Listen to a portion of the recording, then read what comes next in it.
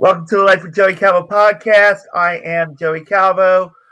Please support the podcast by going to the Patreon page that's on the in the video description.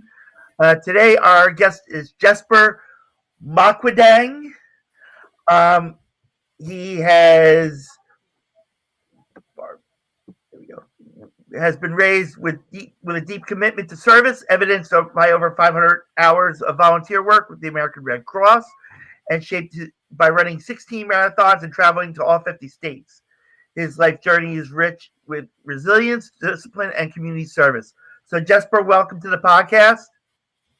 Joey, thank you for having me. Okay. Really looking forward to our conversation. Okay, so explain who are you? How we got to where we're at? Absolutely, great question. So I want to start with a story of overcoming obstacles. And for me, at a young age, I was diagnosed with asthma. And when other people realize you have these limitations, they start to lower expectations for you, especially family. I just remember being told by my parents as soon as they discovered my asthma diagnosis, stay indoors, stay away from pollen, stay away from pet fur. Essentially, it's a dangerous world out there. But I know it was well intended. They were just trying to be protective. But still, it was a limitation that was placed on my life. And as the metaphor of that we hear a lot about, the kid who is stuck in the room, they're looking outside and they're seeing all the other kids having fun, running around. Metaphorically, that wasn't the type of lifestyle I wanted. But growing up, for some reason or another, I was inspired by major goals, and especially that of marathon runners. And I told myself, one day I'm going to run a marathon just to show I can do it. And my first marathon was the San Diego Rock and Roll Marathon in 2014. And I remember getting there at the starting line, looking out in the distance, thinking to myself, what in the world did I get myself into? But I realized it was a lot of training. I took it step by step, not running those 26.2 miles, getting that overnight. It did take months of preparation, but I was still nervous. And as I got to the race, I could feel those aches and pains, and that nervousness was still adding up. And then toward the middle of the race, of course, those aches and pains started to build up more. But when I reached that finish line, when I reached that 26.2 mile mark, I felt this great sense of joy, that sense of satisfaction, happiness, made me realize that things are possible when you prepare for it, put the time and effort. And that really leads me to where I am today.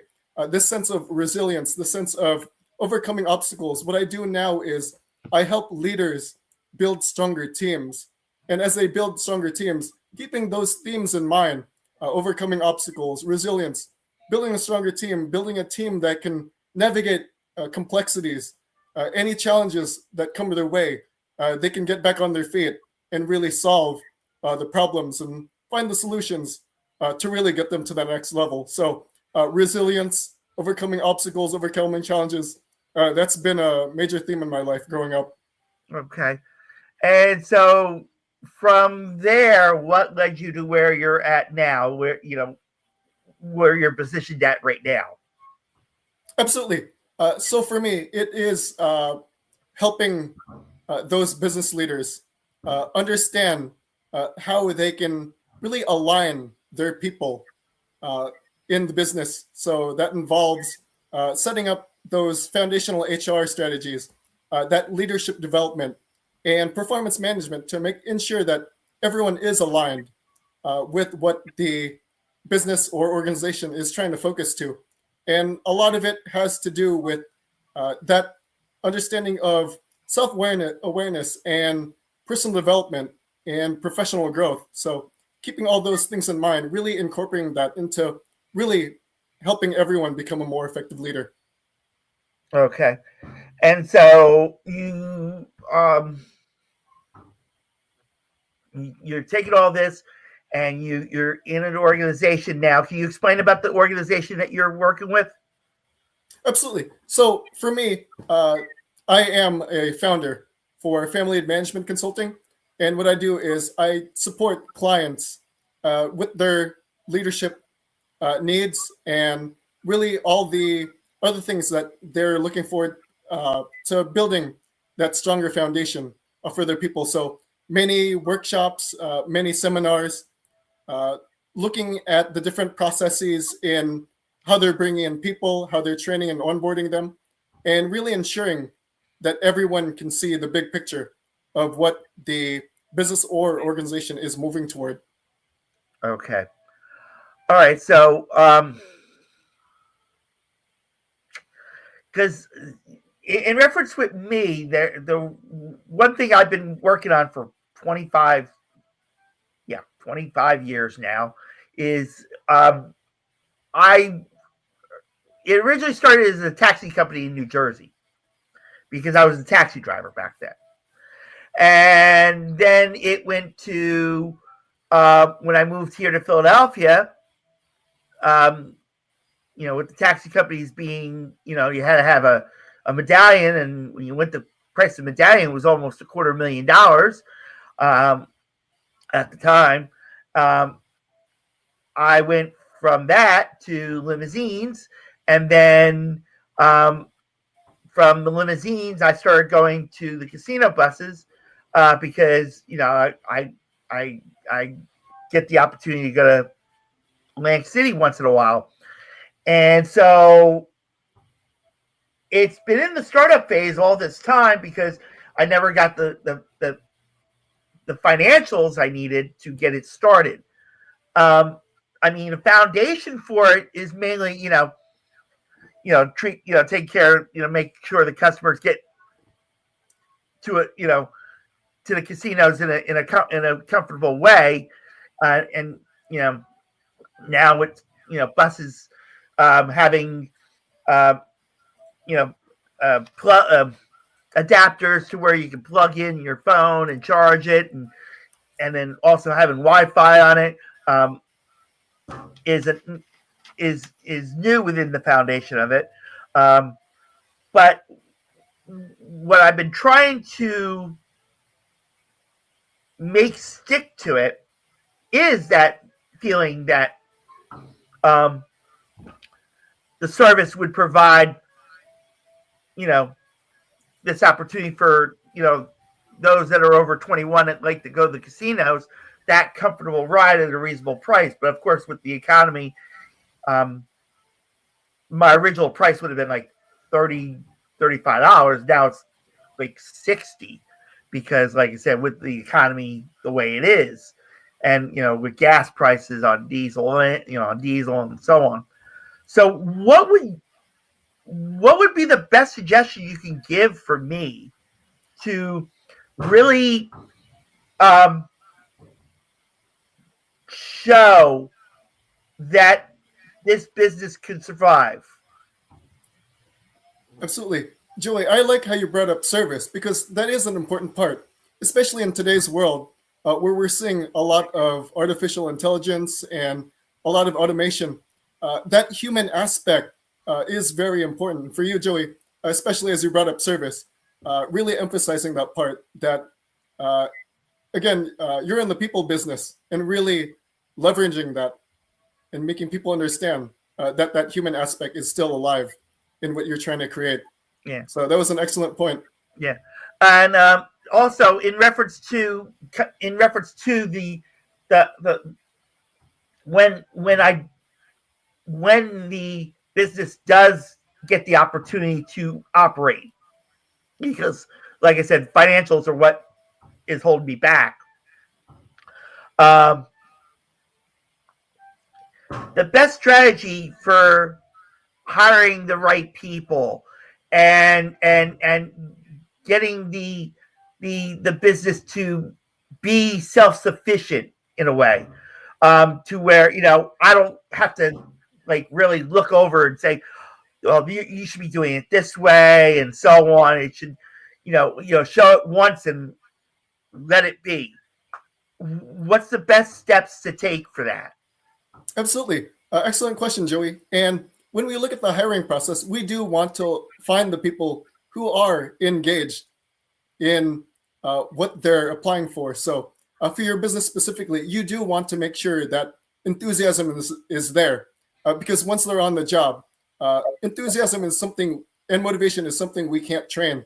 It should be something that should be within the applicant or the new employee. And then the next part of that process is really setting the expectations that you do want certain things in a certain way. Because if those things are left unsaid or implied, employees are just going to make assumptions.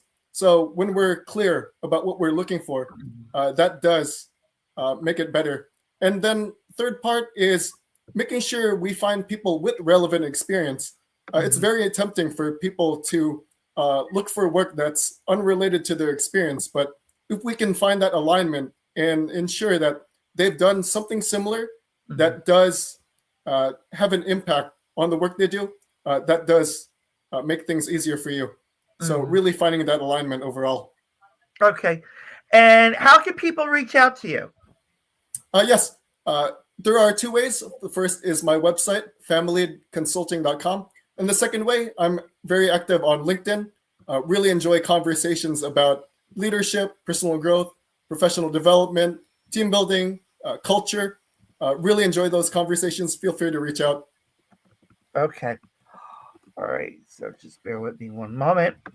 So you can reach out to Jessper by going to family.com, and as well as reach out to him on LinkedIn. Jessper, I'm sorry I don't have any more.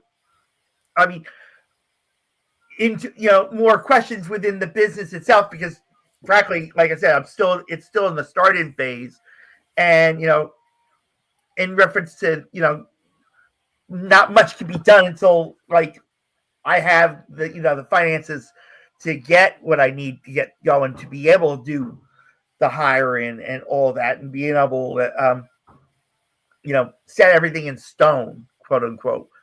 But I do thank you for coming on the podcast, and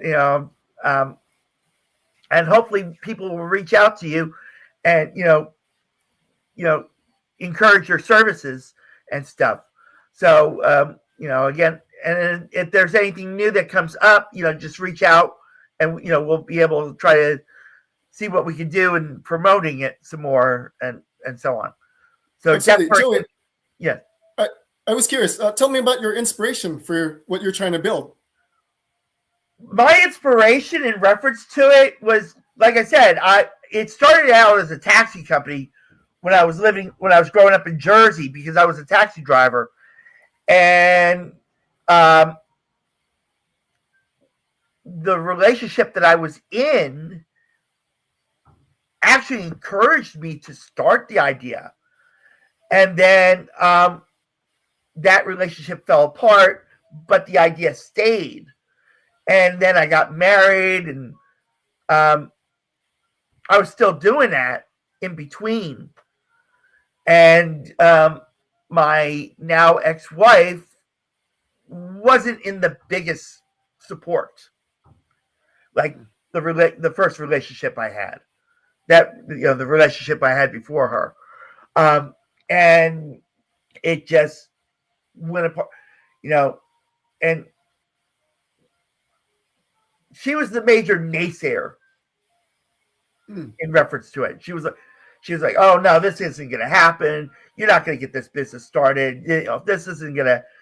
And I wind up giving up for a little bit, because I was like quote unquote beaten to a pulp on it, And then when we separated, I started the idea back up a little bit, but my credit scores were, and still are, for now.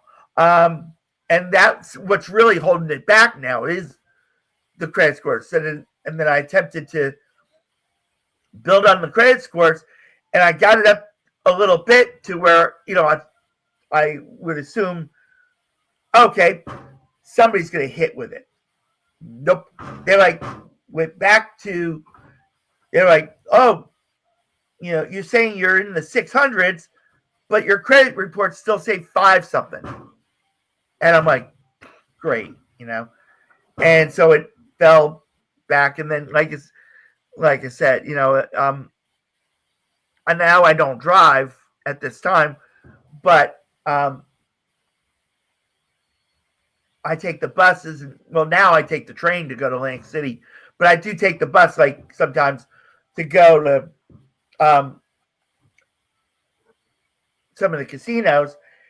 And when you get on the bus and you get to the casino and the greeter comes out and says, "Oh, you're getting $45 in slot play and $5 in food," and the bus will pick you up.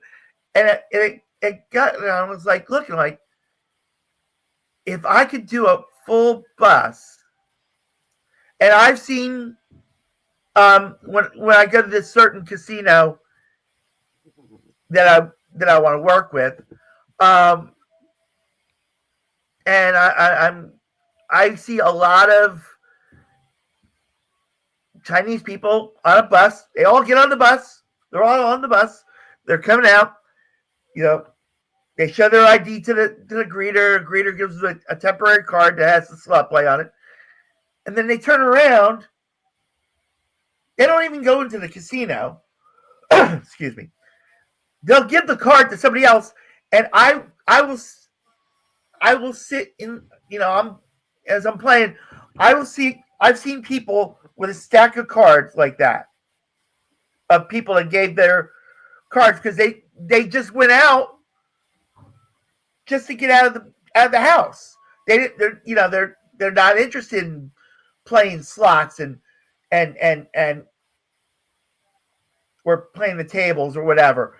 They just got out and they're like either sitting in the bus waiting room, or they're walking around the outside of the casino, especially if it's cold. And I mean, they just do that, and I was like, well, if I could, well, not that I would want that to happen per se, but I'd be happy if I had a full bus of 50 plus people that want to go to the casino and enjoy the day, because they would get a 6-hour excursion in reference to it, plus besides the travel time. So I mean, the drivers would be 8 hours, 9 hours, 10 hours, depending on the length of the stay, the length of which the casino that we go, that we work with. Like, for example, the one that I'm mentioning in particular, where there's a lot of buses that come out of New York, and I have to take the bus from New York because here in Philadelphia, there's no buses that go to directly to any of the casinos anymore. So my company would be the first one that would do that in reference to that. So I have to literally take the train to New York and then go to the Port Authority bus terminal to take the bus to this casino in Bethlehem, Pennsylvania. And like I said, when I get there, there's other buses that come from New York, and they're all Asian people. And like I said, that's what they do. And so I just wanted to be able to do it from this Philadelphia area. So. And Joey, what is the big dream with what you're trying to build?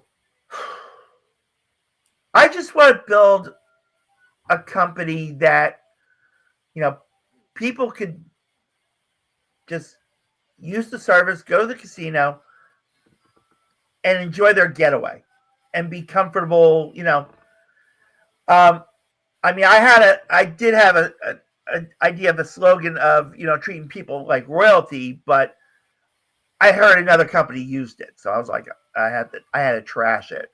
But just being as much customer oriented as possible, to where the customer has that opportunity of riding in a bus that will get them there.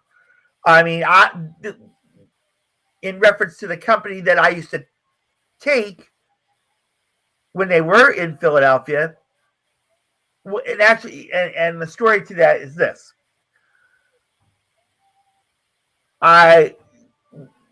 Greyhound has had a terminal here in Philadelphia up to a couple of years ago, and they're about to reopen it up, but under the Parking Authority of Philadelphia. And so I had just bought a ticket for going to this casino in Bethlehem, and I was going to go on a later day. And when I went, I found out that that company went bankrupt a couple days before I was going. And so I get there and there's no bus, and I couldn't get a refund or anything. And so that's what really got me more into why I wanted to do that, because but also with this bus company that went out of business at the time, they were doing other stops besides the casino. They were doing, Quakertown and, all these little stops in between, and then going on towards Kutztown and stuff where they were based. And so I was like, I was like, okay, I want to do it, but I just want to do just straight casino, not where it's going to stop at a small, park and ride. I mean, I may use a park and ride as a stop, but not as an endpoint for a customer. It's mainly just you going from here to a casino. That's it. And that's what my goal is. And, the dream of building it up to where I do multiple casinos like Pennsylvania, Atlantic City, Delaware, Maryland, going up to as much as New York and even Connecticut in reference to that. So that's what else do you see as part of the dream for what you're building? That was mainly it. It was more building the business up to where it could expand. That was mainly the goal I had in reference to it.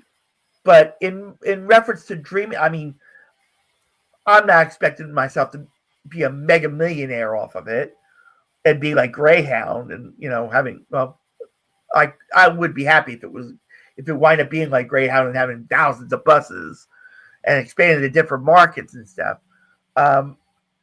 But in reference to my goal, my dream of it was just mainly to be able to give Philadelphia, at least the Philadelphia area, an opportunity to be able to travel to the casino without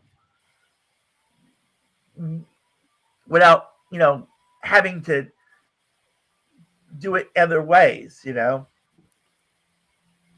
having them do. And I mean, I would do group sales as well in reference to that as well.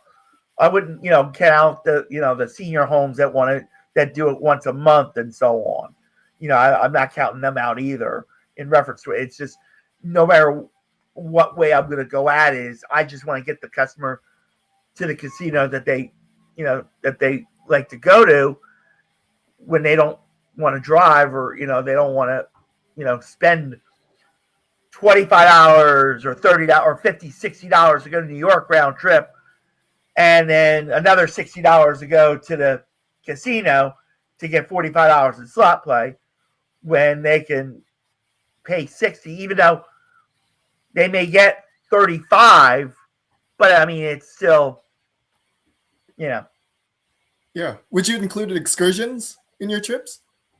I mean, like I said, I would do group trips to the casino, but in reference to going to Baltimore, I mean, the Baltimore casinos, yeah, that's one thing. But going to the city of Baltimore itself, I don't. It's not a big thing to me, because, like I said, my fun is going to the casino, and getting away for a couple hours, but not, being much of a tour guide in reference to it, I don't see my business aiming at that. I do have the thoughts of doing like the little shuttle runs to like for companies, but I don't see much, you know, I didn't see much of a profit in it. Like, I mean, yeah, if the company pays for the shuttle, for the driver and the gas for the day, I mean, that's one thing. But, the hassle of making sure that the drivers are there to do it, that's the other, it's like with public transportation now, they have operators that, like you said, lose interest, and like they wind up, being short on drivers to the point where, the passengers are dying, or are affected on it because, if they're waiting for a 5:00 in the morning bus to get to their job, and the bus doesn't show up till 6, it hurts the passenger because they could be out of a job for that hour they're waiting and stuff. So I want to do the best possible thing when it comes to hiring and making sure that they're comfortable enough to say, hey, I like coming, give them that motivation. Even if I have to throw the health insurance and, benefits like that. So you brought up a good point. Yes, that service is very crucial. I was curious, in building that business, would you go on those trips yourself? I had those thoughts. I actually had those thoughts of riding in one of my own buses, going up for the day, just to see, like just to check. But, at the same time, it would be like I'm feeling like I'm putting the driver on the spot. Like, they're like, okay, he's on here to make sure I'm doing my job, and so on. And really, like, if you're going to talk to the passengers, I mean, do it. I mean, that's something that would be good because it builds them around saying, hey, oh, this driver's good. I mean, I could tell a story about, I went on a bus one time, and what happened was the driver gave me another ticket. So when I got to the casino, I actually wind up with not one but 2 slot packages. And it just surprised the heck out of me. I was like, oh, this is awesome, So, I wouldn't mind if, like, my drivers, somehow it happened where they did it. Because if the customer enjoys it, they're going to like, hey, I want to, go more. And, if this driver's doing it, I'm not going to get at them for it. I'm like I said, if it's going to boost the morale and, bringing customers in, I really can't say much. I just would have to say, just be careful, with the casino part on it. If they say anything, but, I would it would be appreciative on my part. Like I said, you can't, sometimes you can't punish an employee for attempting to do something, and if like I said, if it does something to motivate the business, you can't punish them for it. You got to you got to give them the appreciation. I mean, I'm not saying how I could show the appreciation for it, but I would just say it would, I would find something in reference to it if it went that way. But and one thing I do want to say in reference to it is most of the unemployed right now are veterans. I may not, and folks, don't quote me on it. It's just a feel I have that most of the unemployed are veterans and stuff. So I want to be able to reach out to the Veterans Administration and say, hey, if you have these veterans that drove buses and are looking for jobs, maybe try to attempt to get like grants through the government to do that. That was one thing I was looking at. Supporting our veterans. Yeah. I mean, I wasn't in the service. I mean, my late brother was. But he only got through basic training. He never actually got out there. But because of that, it gave me those thoughts of like, and then walk the streets of Philadelphia, and then you see homeless vets out there, and you're like, you want, like, deep down you want to do something, but you can't because you can't do anything, and that, like I said, it's something that, like I said, if there was a way I could get a grant for that could help at least start it, to be able to hire veterans to even sell tickets in a storefront, it's something, Yeah. And Joey, I like a point that you brought up earlier with the service, making it an enjoyable experience for your customers. Many customers would find value in that enjoyable experience. Yeah. I mean, like I said, when you take Greyhound, when Greyhound was doing it from Philadelphia, like I said, they make a stop in Mount Laurel and then would go to the Atlantic City bus terminal before they went to the casinos. And then when they went to the casinos, like I said, they would just walk off.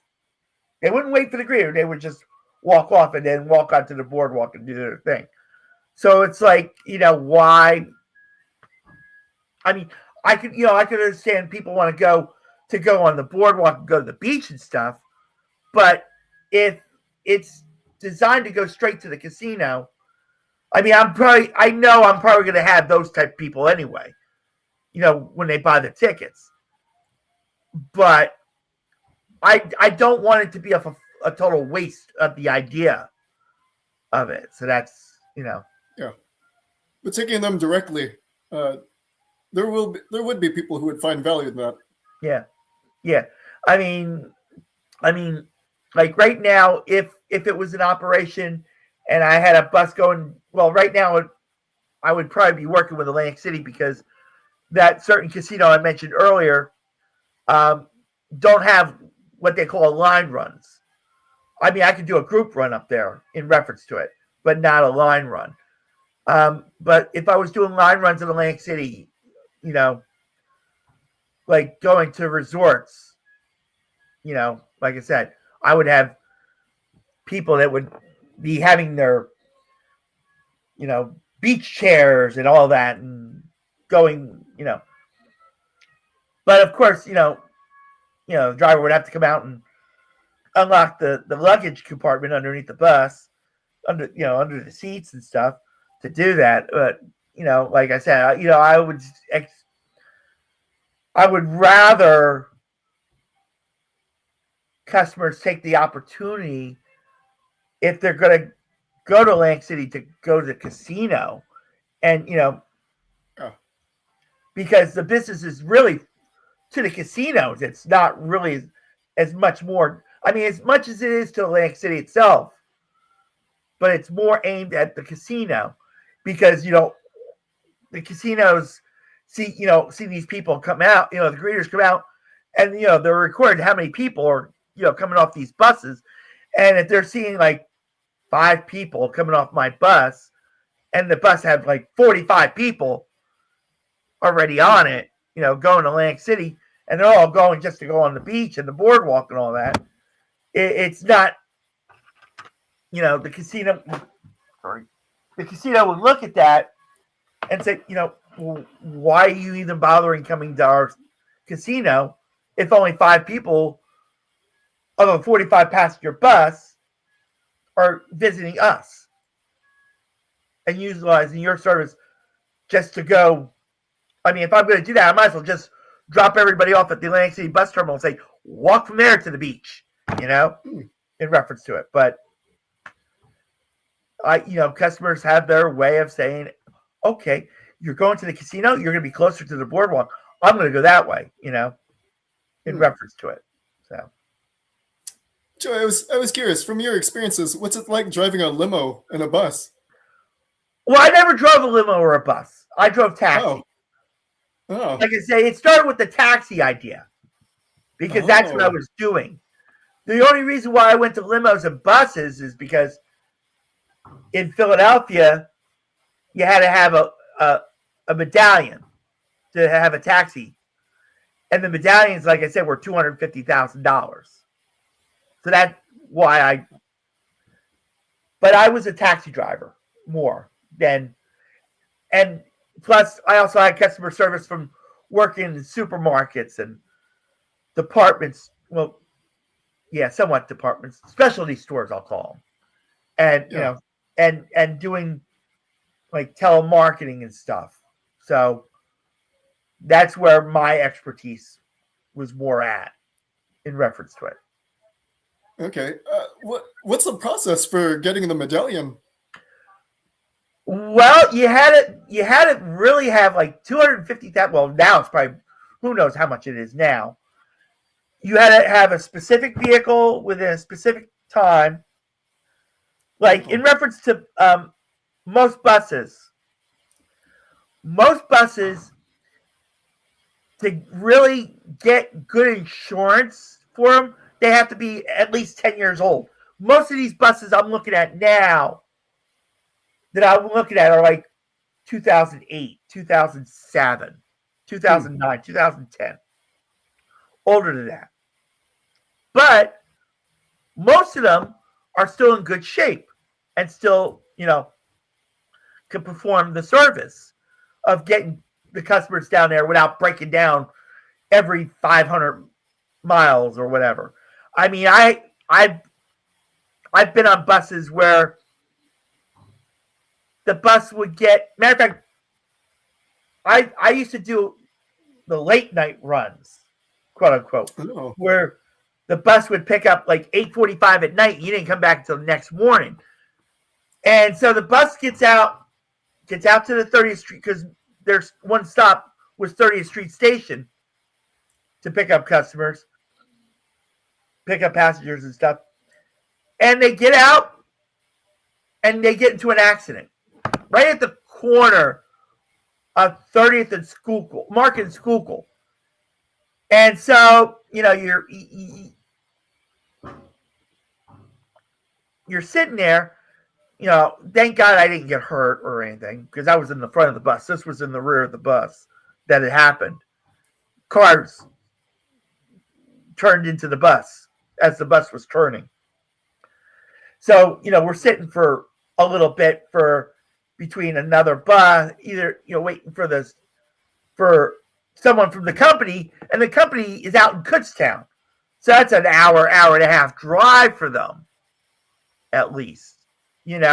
Plus you're waiting for the police report and so on. And so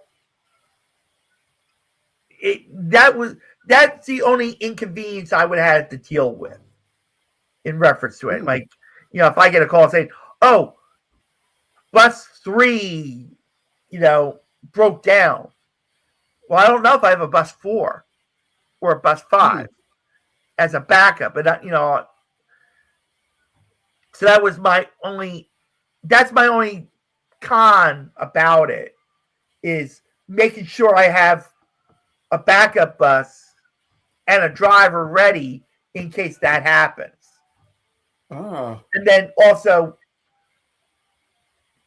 not having a quote unquote a full-time garage to have mechanics and having the financials to hire a mechanic full-time in reference to it too.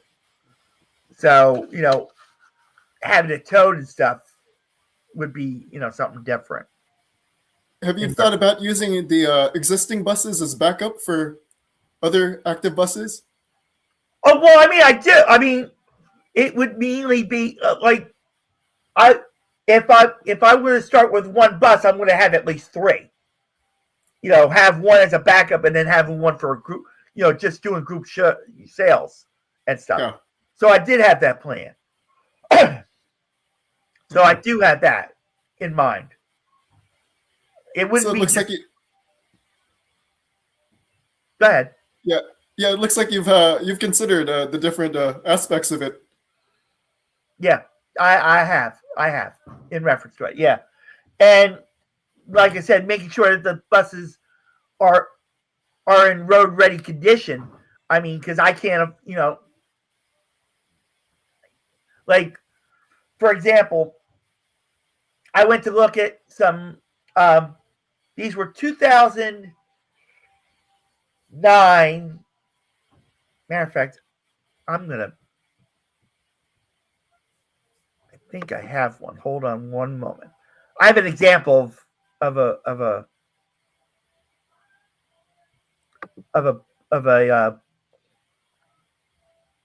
okay.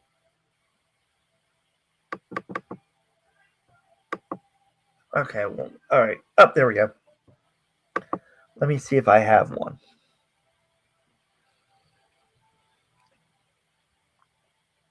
Because this is mainly the buses I'm looking at in reference to it.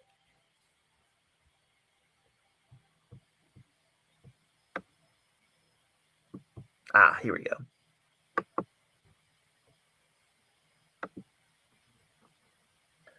All right. So these are the type of buses I'm looking at. Okay. Now, I went to look at three of these in an MCI location in New Jersey, in Blackwood, New Jersey. And they were in decent shape. They had a lot of mileage. Of course, they're going to have a lot of mileage on them. Like these buses in particular had like 750,000 miles on them each, but they were still somewhat road ready. But they were like, oh, well, you have to put $5,000 down on each bus so we can work on them. I'm like, okay. And then the buses itself were like going for 95,000 at the time. And I think they were like I said, they were like 2007, 2008, something like that. But they had to be stripped down as well because they had what they were former Peter Pan buses, but when they stripped the paint down, they were actually Bolt buses. So they were actually repainted. Oh.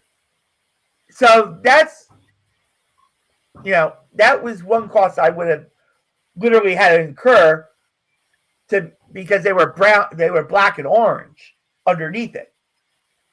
So like buses like this that I see now, like when I go to the websites to search for new for potential buses are like that. So I could work with that and just put the name of the company at the bottom and like required or put the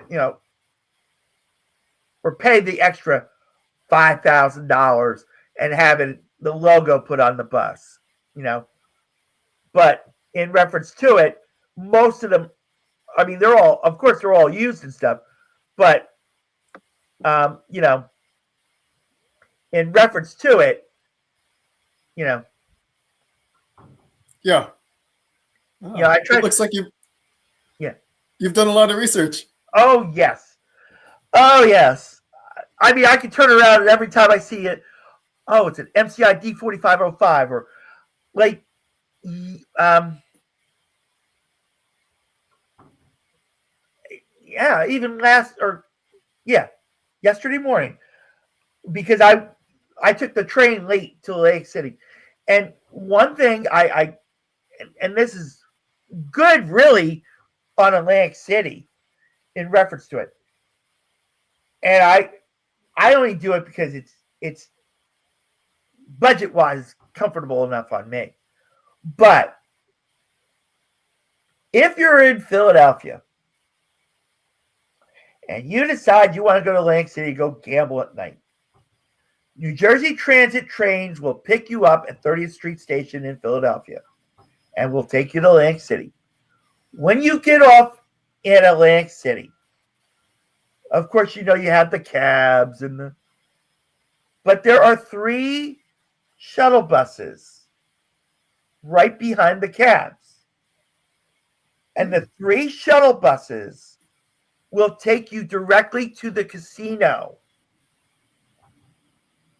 So, it's saying like in a couple weeks, I'm looking at staying at the Tropicana in Atlantic City.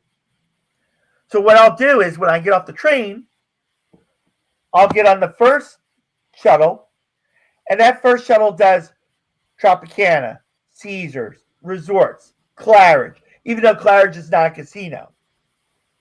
But what it does is it will pull up to the Tropicana, or right by the Tropicana, and will drop you off there. And they don't charge you for it. They don't charge you for the shuttle from the train to the casino.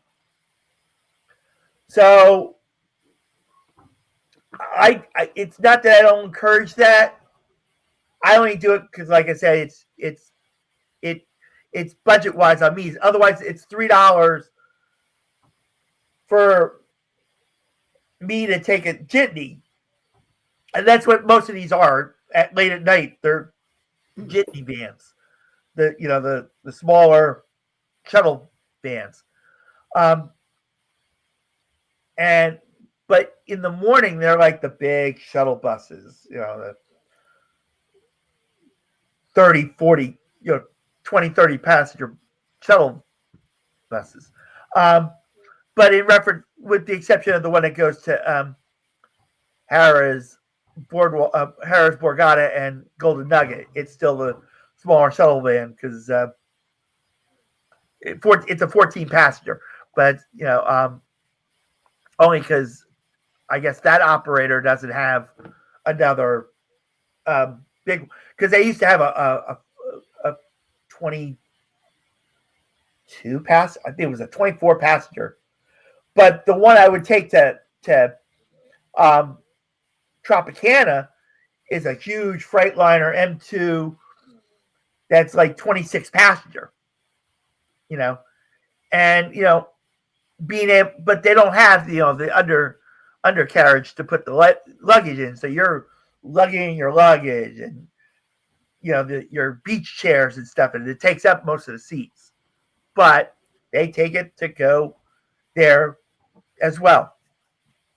But so that's a decent, that's a good benefit for Atlantic City.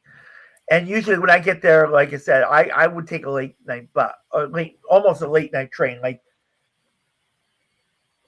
it would leave here from Philly like 5 minutes to 11 Eastern time, and I would get down to Atlantic City about 12:30 in the morning Eastern time the next morning, and then take the shuttle to the casino, and then I would catch the first. Now these shuttle buses that they did left 20 minutes before the train, arrived 20 minutes before the train would leave. So it gave a 20. So I would catch it like 20 minutes before, and I would get there. By the time I get there, it would be like maybe almost 10 minutes before the train would leave. and be able to get on the train right away. So I mean, like I said, it's a good practice that they have down there. Like I said, I wouldn't mind doing that for companies from their offices to like a train station or a park and ride, stuff like that. But for me to do that, like I said, I would have them literally pay the driver and pay for the gas, and like that, and then pay a little bit more to pay for like the financing of the vehicle itself. So maybe something like $1,000 a day or something like that, or maybe a little less than that. It would depend on how much the shuttle bus financing would have been in reference to it. With the larger buses you're looking at, how many passengers do they hold? The one I showed you, that D4505, usually is a 55, 56 passenger bus. But also, how everything needs to be wheelchair accessible in reference to location of where you're picking up the passengers, as well as the vehicles. Those buses in particular would knock out about 8 seats when you put the wheelchair in, because you have to move the seats up to fit the wheelchairs in. And if you have, and most of them have like 2 wheelchair spots. So it would come from a 55, 56 down to a 47, 48. Yeah, that adds up. Yeah. So, but there are some buses that have, like these newer J's, which I don't have a picture of, hold now 60 and have the wheelchair accessibility to it. And I think they're normally in the back of the bus. I think they're in the back of the bus in reference to those. Oh. But with that D I showed you, it's in the middle of the bus. Okay. Excuse me. Yeah. But yeah, Joey, you've done your research. Yeah. And yeah, like I said, matter of fact, when I was working with Amazon before I got unemployed a year ago, the transit buses have the New Jersey transit buses are D's, are these newer D's, but they're the commuter buses. They're not the ones like I showed you. But they have like I said, they have the doors in the middle because they're built off the same platform as the one I showed you. And so, they have the lift, they put them in, but they have to push the seats forward to be able to fit that wheelchair in, or the scooter or whatever they use in. So, and those transit ones, and see, the other requirement you have to have, like for the one I showed you, those have bathrooms in it. Transit buses don't. Oh. So, but at one time, the New Jersey transit buses did have bathrooms. So if they had a long run, they were there. But now, most of them now don't have them. So they wind up being cheaper. And you have to, and when I see a bus like that, you can't really use it because the casinos don't require it. They don't want those type buses. They want the ones where there's a bathroom for the customers to use, because you have customers that could be coming from Washington, D.C. to the casino, and that's 3.5 hours of a ride. 3.5, 4 hours. They're on this bus. I mean, if I wanted to take a bus to like Mohegan Sun in Connecticut, that's 4.5 hours right there. 4.5, 5 hours that you're on the bus, you know? And you literally have to stay the night because the bus that would go back wouldn't be till the next day because of the requirement with the drivers that they can't drive over 12 hours. So, you know, in reference to it, I mean, unless I would literally have the driver stay up there and not pay him for 6-7 hours, you know, to do it, you know. But I mean, if I do that, I would probably need to set up a location closer to that. Like I learned in reference to Dallas, Texas, and we're coming up to the hour, so I'm going to be quick on this. There are not many casinos in Texas. So in order for me to operate a casino service out of Dallas, it's a 6.5 hour drive to a casino. And then 6.5 hours back. So it's already like past, you know, unless I send one driver up one day and then come back the next morning with another driver, then, you know, I could work around that. But to really have that done that way, I can't do it with one driver in reference to that. So, again, Jessper, I do thank you so much for even looking into my progress into my. It was my dream. It had been my dream for years, but now it's just like a hobby. It's gotten to be a hobby. Just like this podcast is starting to become a hobby now, in reference to it. But I do thank you so much for coming on the podcast. And like I said, if you have anything that you want to promote coming up, you have this opportunity right now to do it real quick. Absolutely. So I do have events throughout the year where I have presenters and experts share different parts of how they build various parts of a business and getting their insights, strategies, insights, helping business owners. I have that throughout the year. Again, information, you can find it on my LinkedIn. Stay tuned. More to come. All right. All right, everybody. Thank you so much for watching the Life with Joey Calvo podcast. God bless you all. Thank you, Joey. Thank you.